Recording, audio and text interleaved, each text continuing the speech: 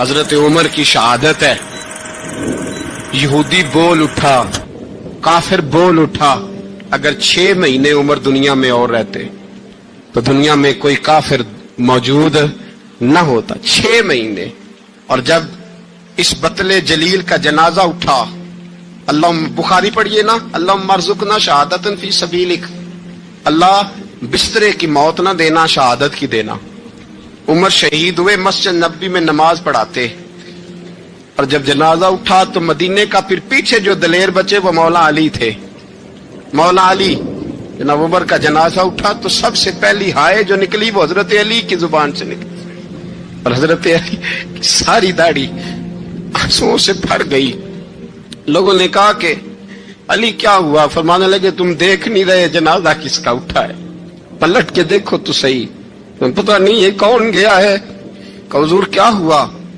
اب فرمانے لگے عمر اس طرح کے کام کر کے گیا ہے, اب ان کے رستوں پہ کون چلے گا؟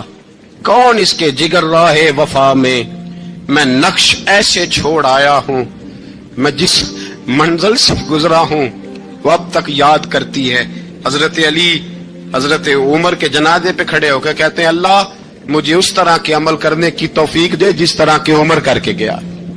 میرے بھائی, بطل عزیز, بطل حریت حضرت عمر رضی اللہ تعالیٰ عنہ, جو اپنی زندگی انقلاب والی گزار کے گئے. عمر جب دنیا سے گئے تو 80 دینار کا قرضہ تھا, 22 لاکھ مربع میل کا حکمران, اور اپنے بیٹے سے کہنے لگے بیٹے کوشش کرنا تیرے خاندان والے مل کے میرا قرضہ اتار دے, میری قبر پہ بوجھ نہ رہے, اور اگر خاندان والے مدد نہ کریں تو میرے دوستوں سے بات کرنا, وہ مدد نہ کریں تو پھر علی سے بات کرنا. ان کا پیار آپس میں اتنا, اور تو اختلاف ثابت کر رہا ہے. 80 دینار کا قرضہ چھوڑ کر حضرت عمر دنیا سے گئے, اور جاتی دفعہ کہہ گئے میرے بعد میرے بچوں کو حکومت کے مشورے میں بھی شامل نہ کرنا, حکومت کے مشورے میں بھی میری اولاد شامل نہ ہو. اتنا بڑا شخص اتنا بڑا رنگ دے کے 1 محرم کو جب عمر فاروق کا وصال ہوا تو بیٹے سے کہنے لگے اما عائشہ سے جا کے کہو میرا بھی نبی پاک کے روزے میں دفن ہونے کو دل کرتا ہے. ایک قبر کی جگہ ہے اما جی نے اپنے لیے رکھی ہے, بخاری ہے بخاری. حضرت عائشہ کے پاس صاحبزادے گئے, کہنے لگے اما جی عمر کو زخم لگ گیا ہے, حالت بڑی پریشانی والی ہے. وہ کہتے ہیں اگر اما اجازت دیں.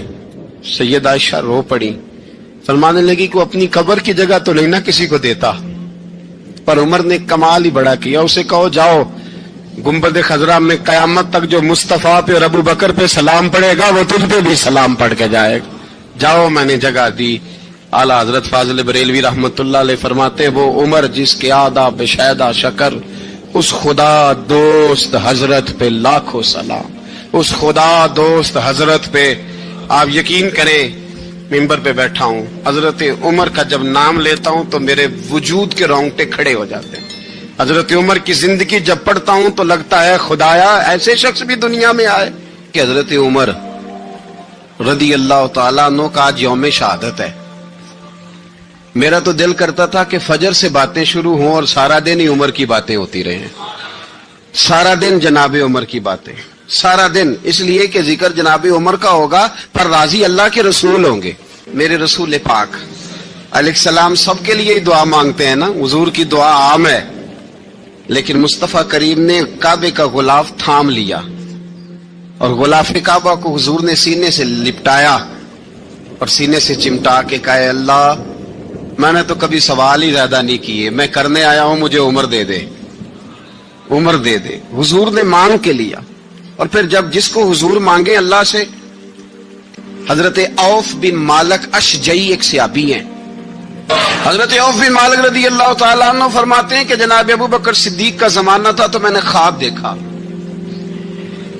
میں نے خواب میں جناب عمر کو دیکھا, اور میں نے دیکھا کہ کوئی کہنے والا کہہ رہا ہے کہ عمر وہ ہے کہ اللہ کے رستے میں کوئی اسے جتنا مرضی برا بھلا کہے یہ پرواہ نہیں کرتا. کس کے رستے میں؟ بولے سارے. اس کا مطلب ہے اللہ کے رستے میں لوگ برا بھلا بھی.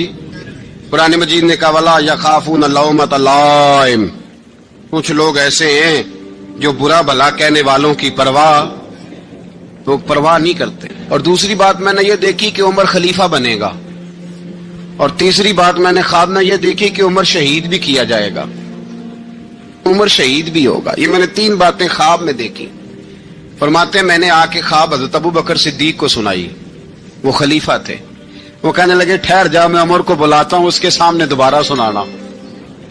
उसके सामने फरमाते मैंने बुलाया हजरत उमर फारूक को, आके बैठे, ख्वाब शुरू हुआ। का एक बात तो मैंने ये देखी कि आप मलामत करने वाले की परवाह नहीं करते, दूसरा आप खलीफा बनेंगे। जनाब उमर कहने लगे चुप कर, अबू बकर के सामने ही कह रहा है, चुप कर, खलीफा के सामने ही कह रहा है।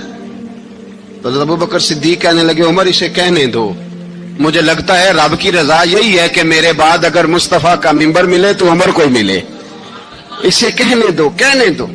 हजरत उमर रदी अल्लाह ताला अन्हु को तीसरी बात कही। हजरत औफ बिन मालिक ने कहा आप शहीद किए जाएंगे, मैंने ख्वाब देखी है।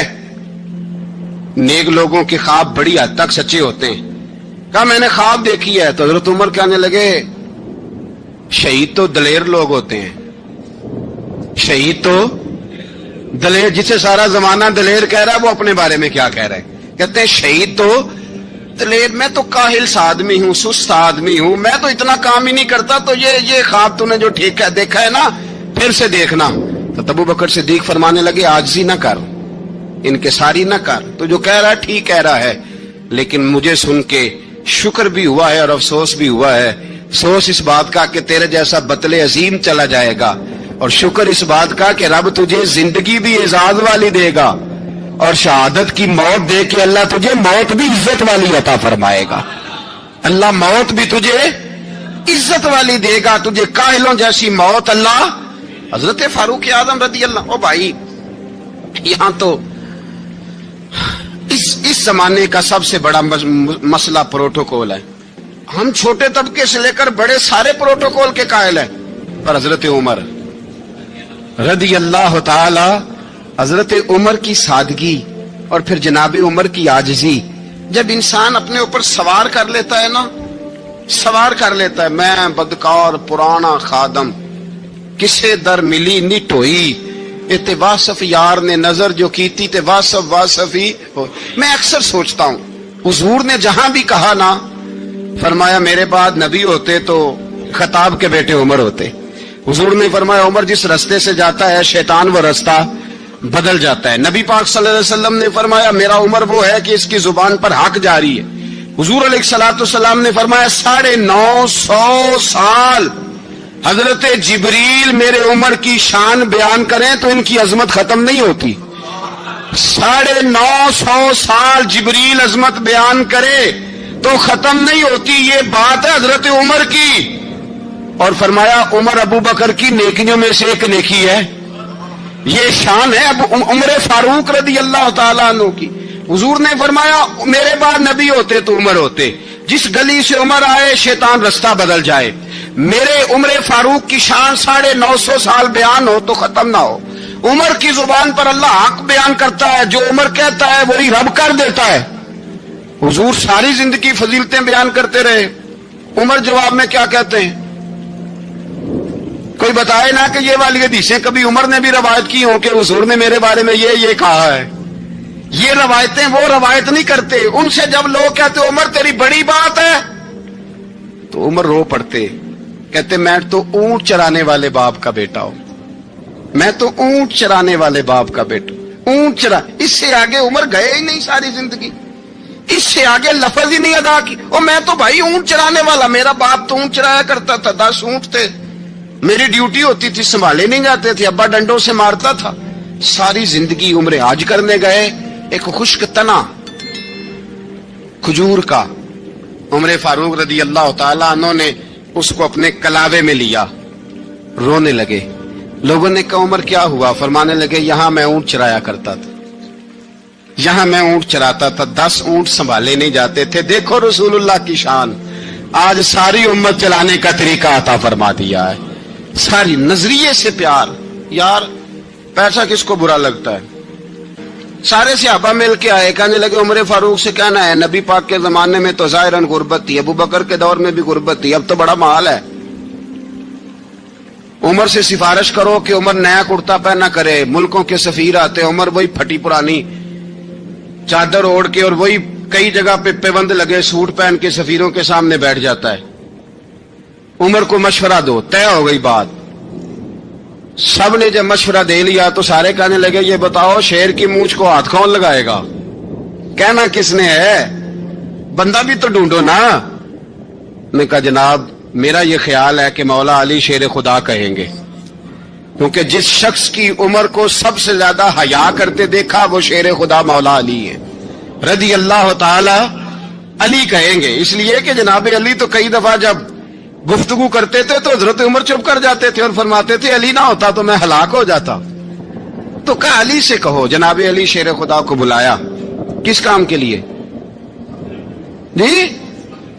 اللہ اکبر. یہ ذرا آپ نے اس دور پہ اس بات کو ذرا لاکا جناب ان سے کہیں کہ زیادہ نہیں, ایک کرتا نیا پہن لے. سفیر آتے ہیں, وزیر آتے ہیں تو ایک کرتا نیا پہن لے. حضرت علی کو بلایا. آپ فرمانے لگے کوئی اور بات ہوتی تو میں کہہ دیتا, یہ والی میں نہیں کہہ سکتا. کوئی اور ہوتی تو میں عمر کو کئی دفعہ کہہ دیتا ہوں, جلال میں بھی تو سن, یہ والی میں نہیں کہہ سکتا. میں تمہیں ایک مشورہ دیتا ہوں. کہ وہ کیا؟ کہنے لگے سیدہ عائشہ صدیقہ سے کہو, وہ مومنوں کی ماں ہیں, عمر ٹالے گا نہیں. اماں جی سے جا کے کہا اماں جی نیا کرتا عمر سے کہیں پہن لیں. وزیر آتے ہیں, بڑے بڑے لوگ, تو چلو کوئی حرج نہیں. اماں جی نے کہا اچھا کوئی بات نہیں میں بلا لیتی ہوں. جناب عائشہ نے پیغام بھیجا. جب خادم نے کہا نا مصطفیٰ کے گھر سے پیغام آیا ہے, تو 20 لوگ بیٹھے تھے. عمر کانپتے ہوئے اٹھے, کانپتے دوڑے. حضرت عائشہ پردے میں تھی تو فرماتی ہیں عمر اتحیات کی حالت میں بیٹھ گئے. کہا اماں جی دیر تو نہیں ہو گئی مجھے آنے میں؟ کہا نہیں ٹائم پہ آ گئے ہو. کس لیے بلایا تھا؟ کہا عمر دیکھو غربت کے معاملات اور ہوتے ہیں, جب اللہ آسانی دے تو کوئی چیز استعمال کرنا حرام نہیں ہوتی, اگر حرام ہے تو بتاؤ. کہا نہیں اماں جی حلال ہی ہے. تو فرمایا پھر اتنے سفیر آتے ہیں, مشیر آتے ہیں, اب تو مال غنیمت بڑا آتا ہے, ڈھیر لگ جاتے ہیں مسجد میں, تو چل ایک نیا کرتا تم بھی پہن لیا کرو. اور آپ نیا کرتا پہنو گے تو دھاک بیٹھے گی غیروں پر. تو صحابہ کا مشورہ ہے کہ آپ نیا لباس پہنے. اماں جی کہتی ہے میں نے حکم دیا تو عمر چپ کر گئے, گردن جھک گئی. تھوڑی دیر کے بعد سیدنا عمر فاروق نے سر اٹھایا تو داڑھی پہ آنسو گر رہے تھے, رو پڑے. کہنے لگے پاک محبوب کی پاک بیوی جیسے حکم کرتی ہو میں حاضر ہوں, پر مجھے وہ والا لباس پہنانا جو میرے مصطفیٰ نے پسند فرمایا ہے. اگر یہ رنگ رسول پاک کا ہے تو میں حاضر ہوں, اور اگر نبی پاک کا نہیں تو پھر جیسے آپ حکم کریں. جناب عائشہ کہتے ہیں عمر روئے تو میں زیادہ روئی, میرا پلو بھیگ گیا آنسوؤں سے. میں نے کہا عمر آپ جائیے. عمر یوں نکلے تو جو صحابہ کھڑے تھے وہ کونے میں تھے, سارے آ گئے. کہا اماں جی کیا بناؤ؟ فرمایا بھائی تم سب جو باتیں کہتے ہو وہ اپنی جگہ ٹھیک ہیں, پر عمر جو بات کرتا ہے وہ سب سے زیادہ ٹھیک ہے. عمر جس پہلو پر بات کرتا ہے وہ یار ایسی عاجزی, ایسا رنگ, ایسا انداز, ایسا طرز حیات, ایسی زندگی. اولاد کے معاملے میں لوگ بزدل ہو جاتے ہیں, بزدل. پر حضرت عمر کا بیٹا مصر گیا, وہاں سے کمائی کر کے لایا, تجارت کرنے گیا, لاکھوں کا مال. کون سا باپ ہے دنیا میں جس کا بیٹا باہر سے پیسے لے کے آئے تو ابا تفصیل پوچھے کہ بیٹا کہاں سے کمائے, کہاں سے لایا, کتنے ملے, کیوں آئے؟ کون سا باپ تفصیل پوچھتا ہے؟ ابا تو کہتا لا صحیح, اور تعریفیں کرتا ہے میرا بیٹا بڑی کمائی کرتا ہے. کبھی پوچھا ہے اس سے کہ ڈیوٹی صحیح دیتا ہے کہ نہیں؟ کبھی پوچھا ہے کہ تو ایمانداری کی روزی لاتا ہے کہ حرام کی کماتا ہے؟ یہ باپ کی ذمہ داری ہے, یہ اماں کی ذمہ داری ہے. پھر کہتا ہے بیماری کیسے آ گئی, پریشانی کیسے آ گئی؟ تو نے کبھی سوال کیا اپنی اولاد سے؟ حضرت عمر فاروق رضی اللہ تعالیٰ عنہ کا بیٹا مصر سے پیسے کما کے لایا تو جناب عمر نے بلایا, فرمایا بیٹے اتنی تو تیرے پاس راس ہی نہیں تھی, تھوڑے سے تو پیسے لے کے گیا تھا, اتنی کمائی کیسے ہو گئی؟ اتنے تو پیسے نہیں تھے صاحب, کہاں سے کمائی لائے؟ اس نے کہا ابا جی وہ جو میرے چچا ہے نا مصر کے گورنر, آپ کے دوست, انہوں نے میری مدد کی ہے. فرمایا جتنے لوگ گئے تھے سب کی ہے مدد اس نے. کہا نہیں صرف میری کی. فرمایا تیری کیوں کی؟ تیری کیوں کی؟ کہا حضور آپ کے دوست ہیں. فرمایا چپ کر. حضور انہوں نے مجھے اتنے پیسے دیے, میں نے کاروبار میں ڈالے تو نفع آیا تو میں ان کی رقم دے کے. فرمایا خاموش ہو جا. باقی جتنے لوگ گئے تھے سب کی مدد کی اس نے؟ کہا نہیں حضور صرف میری کی. فرمایا اس نے تیری مدد نہیں کی, اس نے خلیفہ کے بیٹے کی مدد کی, اس لیے کہ وہ خلیفہ کو اپنے حق میں نرم کر سکے. فرمایا آدھا مال تیرا ہے, آدھا مال غنیمت کا ہے, مال خزانہ کا ہے, مسلمانوں کا ہے, اس لیے کہ تو جو وہاں سے مال کما کے لایا ہے وہ اپنے باپ کے خلیفہ ہونے کی وجہ سے کما کے لایا ہے, لہذا رکھ ادھر. یہاں کہتے ہیں کدھر سے آیا, کیسے آیا, کون سا حساب دیں, کیا کریں. او بھائی حضرت عمر رضی اللہ تعالیٰ عنہ کا اپنی اولاد کے بارے میں یہ رنگ ہے. ایک جنگ سے نا خوشبو آئی, خوشبو بڑی مہنگی ہوتی تھی, عرب میں خوشبو آج بھی بڑی مہنگی ہے, وہ زیادہ استعمال کرتے ہیں. میری باتوں کی سمجھ آ رہی ہے میرے بھائیوں؟ بڑی مہنگی خوشبو تھی. جب وہ خوشبو آئی تو حضرت عمر نے کہا, گھر میں پہلے پہنچی حضرت عمر کے, چونکہ زیادہ عورتیں استعمال کرتی تھی گھر کے اندر خوشبو, مرد بھی لگاتے تھے. حضرت عمر نے اپنی بیوی سے کہا, آپ کی زوجہ تو تھی وہ بڑی خوشبو کو پسند کرتی. حضرت عمر نے اپنی زوجہ سے کہا کہ خوشبو لاؤ, میں نے ایک عورت کی ڈیوٹی لگائی ہے, وہ خوشبو تول کے نا تو حصہ برابر صحابہ میں بانٹ دے گی. تو آپ کی زوجہ کہنے لگی کسی بی بی کی ڈیوٹی لگانے کی کیا ضرورت تھی, میں جو موجود تھی میں بانٹ دیتی ہوں تول کے حصہ برابر. آپ نے فرمایا نہیں تو رہنے دے, تو فلانی بی بی بانٹے گی. کہا حضور میں نے بھی بانٹنی ہے, میرے پہ کچھ حق ہے؟ آپ نے فرمایا نہیں, تو تفصیل نہ پوچھ, تو خوشبو دے دے, کوئی اور بانٹے گی. خاتون خانہ تھی نا, کہنے لگی نہیں مجھے بھی آج آپ کو بتانا ہی پڑے گا کہ کوئی جو بانٹ سکتی ہے تو میں کیوں نہیں بانٹ سکتی. زوجہ کہتی عمر نے بات کی تو میری چیخیں نکل گئی.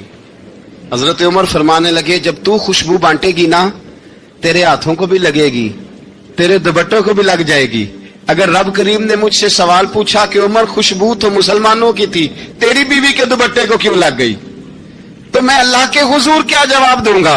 اگر اللہ نے یہ سوال کیا کہ تیری بیوی نے کیوں لگائی, وہ تو حصہ تھا مسلمانوں کا, تو نے تیری بیوی نے کیوں لگائی؟ تو فرمایا میں نہیں چاہتا کہ اللہ کے حضور مجھے اور تجھے باز پرس ہو, لہذا کسی اور کو بانٹنے دے.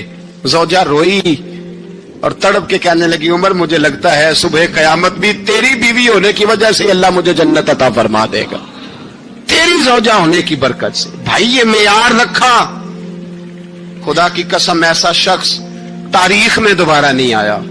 اتنا بڑا آدمی, اتنا بڑا شخص, اتنا بڑا آدمی, اور پھر رنگ یہ ہے کہ عمر 22 لاکھ مربع میل کا حکمران, 22 لاکھ, اور کھجور کے درخت کے نیچے مٹی کا ڈھیلا لے کے سو گئے ہیں, پرواہ کوئی نہیں, کوئی مسئلہ ہی نہیں. 2 غلام ساتھ بیٹھے تو ایک روٹی حضرت عمر نے گھر سے منگوائی, تھوڑا سا سرکہ, تو غلام کہنے لگے ہم نے بھی کھانی ہے. فرمایا کوئی حرج نہیں, روٹی کو پیٹ بھر کے کھانا ضروری تو نہیں, 3 حصوں میں بانٹ لیتے. ایک آدمی آیا ہوا تھا مصر کا رہنے والا ملنے کے لیے, اس نے پوچھا عمر کدھر ہے, تو کہا وہ ادھر جاؤ مسجد میں بیٹھے ہوں گے. اور واپس آیا تو کہنے لگا وہاں تو 3 غلام بیٹھے ہیں, ایک روٹی بانٹ کے کھا رہے ہیں, لگتا ہے کئی دنوں سے روٹی نہیں ملی. کہا 3 غلام تو کوئی نہیں, وہاں 2 ہی تھے, تیسرے تو امیر المومنین تھے. اس نے کہا نہیں 3 غلام ہیں, کپڑے بھی ایک طرح کے پہنے ہوئے ہیں, بلکہ 2 کے تو پھر صحیح ہیں, تیسرے کے تو زیادہ ماڑے ہیں. کپڑے بھی ایک طرح کے, کھانا پینا بھی ایک طرح کا, اور ان کا نشست برخاست بھی ایک طرح کی ہے, لہذا کوئی فرق نہیں. حضرت ابو ہریرہ کہتے ہیں میں لے کے آیا, اور جناب عمر کو جب میں نے کچی زمین میں تامت سمیٹ بیٹھے دیکھا تو میں رو پڑا. میں نے اس مصر سے آنے والے کو کہا تو اس کے جلوے دیکھ, اگر اس کی ذات میں اتنا حسن ہے تو محمد عربی کا مقام کیا ہوگا. یہ مقام غور ہے, مقام غور. ایک آدمی کو آپ نے دیکھا آنکھوں سے نابینا ہے اور بھیک مانگ رہا ہے, تو حضرت عمر کو نظر آ گیا. فرمایا کون ہو؟ اس نے کہا میں یہودی ہوں. فرمایا بھیک کیوں مانگتے ہو؟ کہا جب تک تندرست تھا مسلمانوں کو جزیہ دیتا تھا, بوڑھا ہو گیا ہوں کیا کروں. حضرت عمر نے گھوڑے کی پشت پہ بٹھایا, کافر کو گھوڑے کی پشت پہ بٹھایا اور بٹھا کے مدینے لائے. حضرت علی شیر خدا وزیر خزانہ تھے. فرمایا علی اس کا وظیفہ جاری کرو. کہا یہ کون ہے؟ فرمایا یہ یہودی ہے، لیکن یہ ہمیں جزیہ دیتا رہا، بوڑھا ہو گیا بیچارہ، بھیک مانگنے پہ مجبور ہے، ہماری حکومت کے اندر رہتا ہے، اس کا پورا وظیفہ جتنا خرچہ اتنا وظیفہ لگاؤ۔ حضرت علی کہتے ہیں میں وظیفہ لگا رہا تھا اور وہ میرے نبی کا کلمہ پڑھ رہا تھا، وہ رسول اللہ کا کلمہ پڑھ رہا تھا۔ یہ مزاج، یہ نہیں کہ کافر۔ حضرت عمر نے گورنروں کو خط لکھے تھے کہ زبردستی کسی کو مسلمان نہیں کرنا، جہاں ان کی عبادت گاہیں بنی ہو گرانی نہیں، کوئی مندر کوئی گرجا ضائع نہیں کرنا، بات دور نکل جائے گی۔ اور میں اپنے مضمون پہ رہتا ہوں، اہل بیت کا پیار اگر سکھایا ہے تو جناب عمر نے سکھایا ہے رضی اللہ تعالی عنہ۔ امام حسن ملنے، آپ یقین کریں میں جب اس واقعہ کو پڑھتا ہوں تو میرا دل جھوم جاتا ہے، میں کہتا ہوں یار ڈاڈا ہونا اپنی جگہ پہ، عشق ہونا اپنی جگہ پہ، انسان کا باوقار ہونا اپنی جگہ، جہاں کھڑے ہونا تھا وہاں یہ کھڑے ہوتے تھے، اور جہاں جھکنا تھا وہاں یہ ان لوگوں میں اقبال نے کہا تھا تیری نگاہ ناز سے دونوں مراد پا گئے، عقل غیاب و جستجو، عشق حضور و اضطراب۔ جہاں اگر آیا ہے سامنے کیسر و کسرا تو عمر جیسا دلیر کوئی نہیں، اگر سامنے آیا ایران کا بادشاہ تو عمر جیسا تگڑا کوئی نہیں، اگر آیا ہے سامنے غسان کا بادشاہ تو عمر جیسا عادل کوئی نہیں، لیکن اگر علی کا بیٹا آیا ہے، اگر فاطمہ کے لال پارے آئے ہیں تو پھر فاروق اعظم سے جیسا محب کوئی نہیں، پھر ان سے جیسا پیار کرنے والا کوئی نہیں۔ اندر بیٹھے ہیں جناب عمر، اندر تنہائی میں کچھ وزیروں سے گفتگو ہو رہی ہے، میٹنگیں جاری ہیں۔ آپ کے بیٹے ملنے آئے جناب عبداللہ ابن عمر، ابا جی ملنے آئے، بات ٹھہرو بات کر رہا ہوں، کوئی نہ اندر آئے۔ صاحبزادہ باہر کھڑا ہے، تھوڑی دیر گزری تو امام حسن بھی آ گئے۔ کون آئے؟ آپ کو جو ملے گا امام صاحب کا نام لینے سے، وہ سردار ہیں جنتیوں۔ کون آئے؟ سارے بولیے امام حسن، تیری نسل پاک میں ہے بچہ بچہ نور کا، تو ہے نے نور تیرا سب کھرانا۔ امام حسن آئے تو حضرت عبداللہ ابن عمر کو دروازے پہ کھڑے دیکھا، کہا امیر المومنین کہاں ہیں؟ کہنے لگے حضرت عمر کے بیٹے، کہنے لگے وہ اندر بیٹھے کچھ میٹنگ ہو رہی ہے، اور انہوں نے کہا کوئی اندر نہ آئے، لیکن آپ جانا چاہیں تو چلے جائیں، آپ جانا چاہیں تو، تیری نسل پاک میں ہے بچہ بچہ نور، آپ جانا چاہیں تو چلے جائیں۔ تو انہوں نے کہا جب آپ باہر کھڑے ہیں تو مجھے کوئی اتنا ضروری کام نہیں، اور ابھی زور کی نماز تھوڑی دیر میں ہوگی، میں مسجد میں مل لوں گا امیر المومنین سے۔ یہ بات کہہ کے امام حسن چلے گئے۔ یار اتنی بڑی بات نہیں تھی، اتنی بڑی بات نہیں تھی، وہ میرے استادوں کا بیٹا بھی آئے تو کہا ٹھیک ہے جی وہ سوئے ہوئے ہیں، تو کوئی غرض نہیں یار میں ٹھہر کے آ جاؤں گا، کوئی بڑی بات نہیں تھی، دیکھا جائے تو بڑی بات نہیں تھی، پر بات بہت بڑی تھی، اس لیے کہ یہ خالی حسن نہیں، یہ حسن ابن علی ہے، یہ حضرت فاطمہ کے لخت جگر۔ حضرت عمر باہر نکلے، عبداللہ ابن عمر سے پوچھا کوئی آیا تو نہیں؟ تو کہا حضور امام حسن آئے تھے۔ تو کہا پھر شہزادے کو اندر کیوں نہیں بھیجا؟ کہا میں نے کہا تھا۔ وہ کہنے لگے اگر امیر المومنین مصروف ہیں تو میں ظہر میں مل لوں گا۔ حضرت عمر رونے لگے، فرمایا بیٹے تو نے اچھا نہیں کیا۔ پھر مسجد نہیں گئے، سیدھے امام حسن کے دروازے دستک دی، امام حسن باہر آئے، کہا شہزادے آئے تھے تو ملے کیوں نہیں؟ تو امام حسن کہنے لگے حضور آپ کا اپنا بیٹا دروازے پہ کھڑا تھا، آپ کا اپنا بیٹا دروازے پہ کھڑا تھا، اور منع بھی کیا تھا آپ نے تو میں زور میں مل لیتا۔ حضرت امام حسن فرماتے جوش جذبات میں جناب عمر نے سر سے پگڑی اتار دی، جوش جذبات میں کہنے لگے حسن میرے بیٹے کا اور آپ کا کیا مقابلہ؟ کیا اس کی ماں کا نام فاطمہ الزہرا ہے؟ کیا اس کی نانی کا نام خدیجہ الکبریٰ ہے؟ کیا اس کے نانے کا نام محمد مصطفیٰ ہے؟ آپ کا اور اس کا کیا مقابلہ؟ پھر رو پڑے اور کہنے لگے بیٹے میں مکے کے صحراؤں میں اونٹ چرایا کرتا تھا، یہ جو میرے سر پر عزت کے بال ہیں یہ تیرے نانے کے اگائے ہوئے، میں مکے کے خبردار شہزادے خبردار۔ او بھائی اہل بیت نبوت کے ادب کا رنگ اگر سکھایا ہے تو سیدنا عمر نے سکھایا ہے۔